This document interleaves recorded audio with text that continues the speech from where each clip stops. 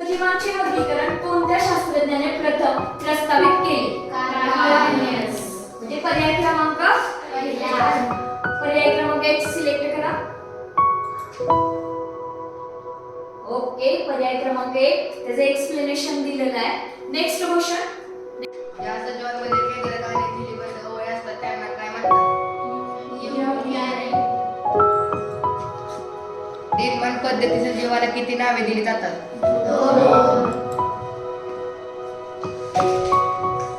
खालीलपैकी कोणता सजीव गवत संग्रहात घेतो?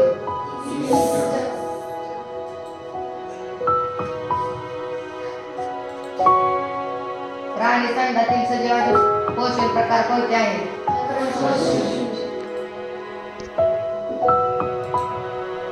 ज्या सजीवाला पेशी भीती नसते ते कोणत्या संघात येतात?